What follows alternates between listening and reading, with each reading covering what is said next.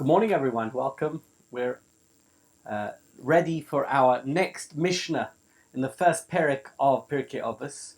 So important to learn Pirkei Avot, especially now, to give us encouragement, to give us positivity, to make us feel upbeat.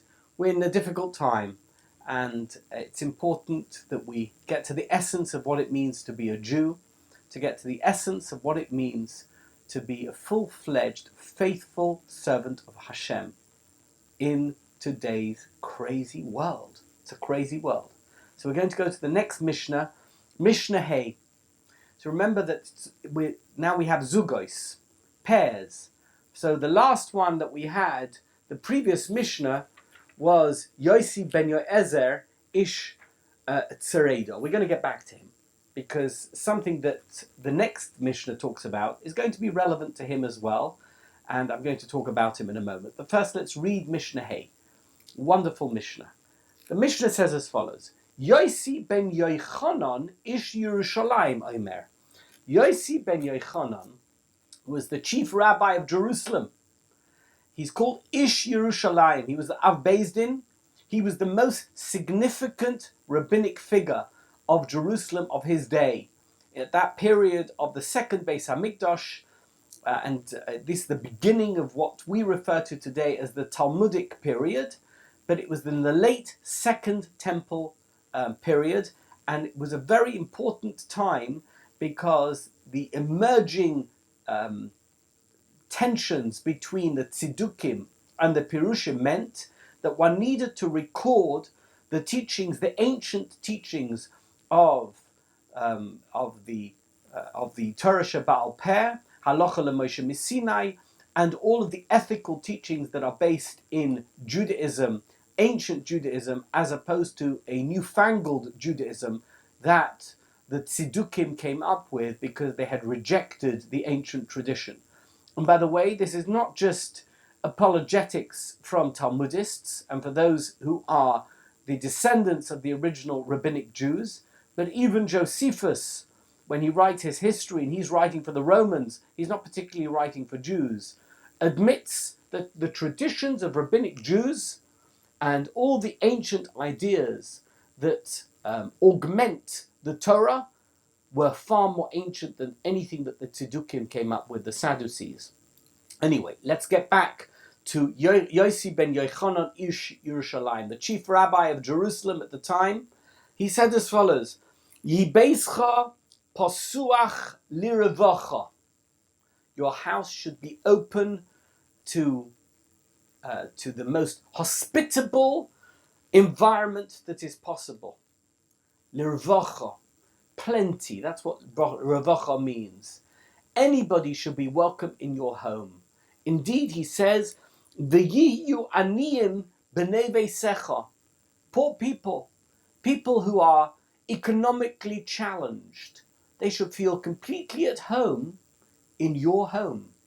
You shouldn't make your home exclusively for you. You should make your home open to all.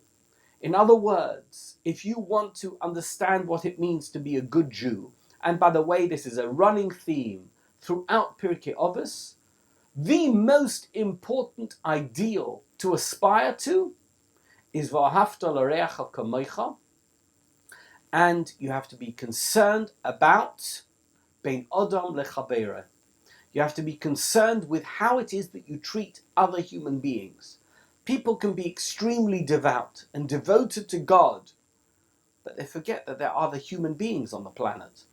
We're not here on our own. I mean, I understand that some people feel that wouldn't it be wonderful if I was here just by myself and there was no one else here to bother me? But that's not the way it works. We're born into a family. We're born into a community. We're born into a city, a country, a world where there's lots of other people. And we have to be extremely concerned that all of those other people are taken care of to the best of our ability. Of course, we can't change the world. Individually, we cannot change the world. Collectively, perhaps, but it requires enormous effort. But on an individual basis, we can certainly make sure that we make our homes and our environment welcoming to all. And that's what Rabbi Yosei ben Yochanan, Ish Yerushalayim, had to say. Do you know what he said? Yehi beischa pasuach liravocha. Make sure that your home is a welcoming and plentiful home, a place where anybody can come and feel welcome and catered for and taken care of. In addition to which he said, V'yu aniyim b'nei beisecha. May those who are economically challenged, who are suffering somewhat because of the difficulties they may face in a material sense, make sure that in your home they don't feel that way. According to some of the Pirushim, it means that you should make every effort to employ and engage people to work for you, who come from your community and who need financial assistance. But rather than to give them charity, make them work in your home. Somehow you should give them that dignity that they have a job. And then, of course, you treat them in the finest possible way. And you make sure that they feel welcome and part of your household. That is incredibly important.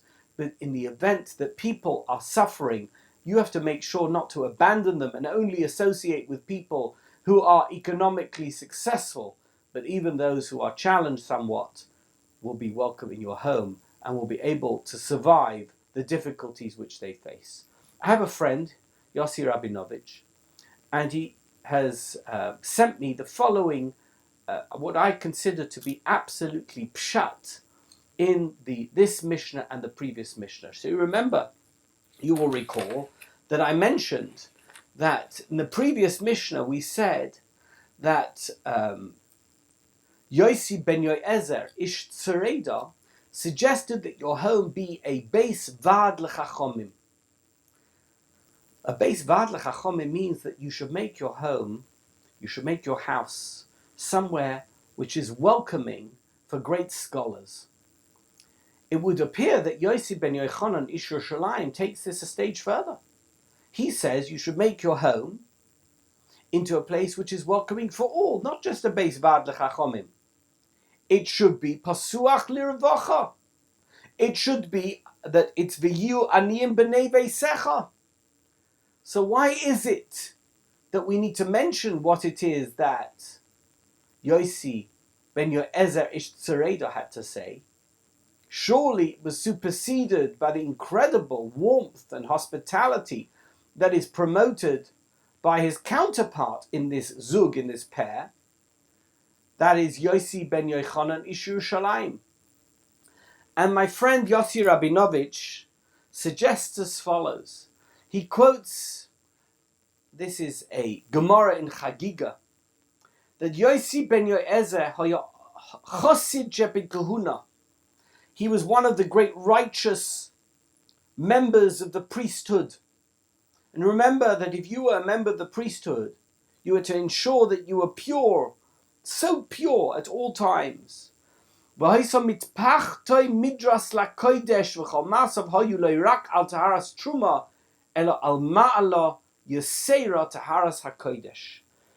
essence, he didn't just maintain the lowest level of standards in order so that he could eat terumah, but he was so incredibly careful about everybody he came into contact with, so that he could at all times be assured that he hadn't been in some way contaminated by tum'ah, by ritual impurity, so that he knew that he was al taharas hakodesh, at the highest level of spiritual sanctity.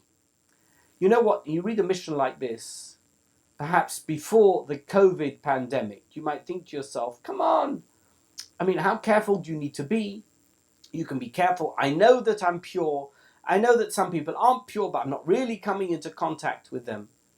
But we have been exposed over the past 3 months to a whole new phenomenon, that we have to be not just careful, but so super careful so that none of us gets contaminated with even the slightest, I mean, it's a cell size, right? It's the smallest possible size in the physical world.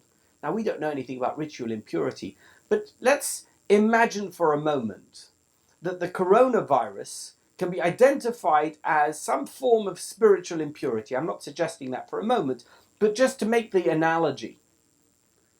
And how careful you have to be to prevent any level of contamination. So what you're going to do, you're going to be kosher or you're going to be glut kosher? Are you going to make sure to avoid any possible contamination at all costs, even if it means your complete isolation from society? Or are you going to say, okay, it's not so bad, I'll come into contact with them, I'm sure I can wash my hands? I think we all know the answer to that. That the people who are rather more lax in their maintenance of social distancing standards were rather more at risk than those who isolated themselves and made sure that there was social distancing of the strongest nature. And I think, and this is what Yosei suggests in his Perush here, that from what we know about Yosei ben Yoezer ish Tzareda, that he practiced social distancing to the ultimate level. And the only people he would allow into his home were people who were chachomim. He made his home into a beis vad l'chachomim, people who knew what social distancing meant.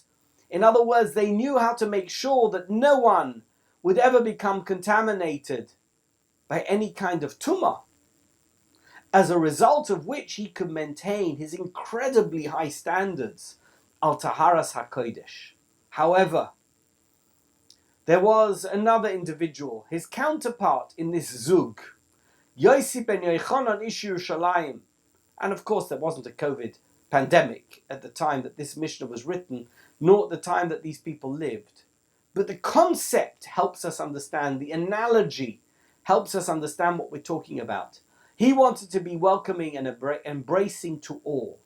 He didn't leave anybody out. He wanted everyone to feel comfortable in his home. I'm sure that he also maintained the highest standards of ritual purity. But in order to accommodate every kind of Jew, he made his home as open as possible. So you have here two different sides of the same coin. People who wanted to maintain purity, but in different ways. Yosei ben Yoezer ish Tzareda wanted to maintain a ritual purity, so he opened up his home as a beis vad l'chachomim to others who felt the same way as he did. Yosei ben Yochanan ish Yerushalayim had the purity of hospitality in his home, and therefore he allowed himself latitude about who he allowed into his home, knowing that it's so important to take care. Bein odom lechaberoi v'ahavta l'reacha kamocha, making sure that everybody in the community feels welcome and at home. Just a thought and an idea as to why there was this differentiation between Yosei ben Yoezer and Yosei ben Yochanan. Let's continue the Mishnah. V'al tarbe sicha im ha'isha. You shouldn't talk too much to a woman. Ha'isha actually means the woman. Now, of course, Mishnah is written from the perspective of men. But I think that the same would apply if a Mishnah was written from the perspective of women, that they shouldn't speak too much to men. And what we're talking about, we're not talking about conversation. I went into the bank and I wanted to deposit a check, and there was a woman behind the counter. I can't talk to her too much. No, that's not what we're talking about. What we're talking about is engaging in extended and frivolous conversations with members of the opposite sex. That is entirely inappropriate, because it is inevitable that people will allow themselves liberties when it comes to a matter such as this, and we know what's going through people's minds. We are human beings, we are flesh and blood, we are not malachim. We're not angels. We're not. I know it comes as a surprise to you. We're not. We're human beings. We have feelings. We have the juices that are flowing through our blood and our veins and our arteries. We're hot-blooded. And sometimes thoughts cross our minds which are inappropriate. Now, of course, we're not going to act on those thoughts. But how do we somehow rationalize our behavior by saying, well, it was nothing. All I was doing was having an innocent conversation. An innocent conversation. Yes, of course it's innocent. But on the other hand, it can lead to something which is less than innocent. And certainly if it doesn't lead to it physically, in practical terms, it could lead to that in your mind. And that being the case, says the Mishnah, al tarbe sicha. Don't allow yourself that latitude. Don't think that you are immune to the human condition. You're a human being like every other human being. Protect yourself. Maintain and sustain your spiritual purity by reducing the amount of time you speak to people who may lead you to doing things or thinking things which are not entirely appropriate. That is what the Mishnah means. Al tarbe sicha im ha'isha be'ishtoi. And it says, even with your wife. By the way, what is sicha? Sicha doesn't mean that you're having a conversation about some great intellectual idea. Sicha doesn't mean you're speaking about the news. It means it's tittle-tattle. It's idle chatter. It's just conversation for the sake of conversation. Let's talk a bit. Let's have a good schmooze. That's not appropriate. Of course it's appropriate to talk to people about things which are dvarim, that are important. Berumah shel olam, talking about things which are important, that matters. Of course, you can talk about those things. Sicha is just a chat, a schmooze. That's not appropriate. Be'ishtoi omro, and this rule applies even to your wife, or I guess your husband. You shouldn't allow yourself just to have a chat just for the sake of having a chat, if there is an ulterior motive that might ultimately result. Kal v'chomer be'eshes chaveroi, all the more so with your friend's wife. Don't just have an idle chat, an idle conversation with a woman who's not your wife. It's not appropriate. Mikan omru chachomim, and from this, the chachomim, the great rabbis, the sages of the Talmud would say, Kol zman she'odam marbe sicha im ha'isha. All the time that someone increases the amount of time they spend conversing and having an idle conversation with women, goyrim ra'al atzmai, all that would ultimately lead to is that he's doing bad to himself. He's causing himself harm. Uvoitel mi divrei Torah, and he is abandoning divrei Torah. He is somehow causing great detriment to the fact that he could be engaged in divrei Torah. By the way, divrei Torah doesn't mean that you're studying a page of Talmud. It means you're engaged in spiritually elevating conversation, spiritually elevating talk with someone else that somehow improves you as a human being. Your purpose, having been put on this planet, having been born, is to leave this planet as a better neshama, as a better person than when you were put here. And allowing yourself the liberty of doing things, of having conversations that are going to lead to a deterioration of your spiritual status is a grave mistake, says the Mishnah, says Yochanan, says Yosei ben Yochanan ish Yerushalayim. However, as the Chachomim explain, if you are able to have that conversation, it means that you have time to do something which is spiritually elevating, which means that there is a bittul from divrei Torah. That's a mistake. Allow yourself to use the time constructively. That is what you need to do, because uvoitel b'divrei Torah, somebody who abandons any opportunity to involve himself in divrei Torah, sofa yoresh gehenim. Ultimately, and one thing leads to another. It's not a leap off a cliff. It's a slow progression that you will inherit, as it were, Gehenna, which is purgatory, which is the ultimate punishment for your neshama when you get to Shemayim, that you're not welcomed and embraced by God, but you have to go through some kind of cleansing process, which we refer to as Gehenna.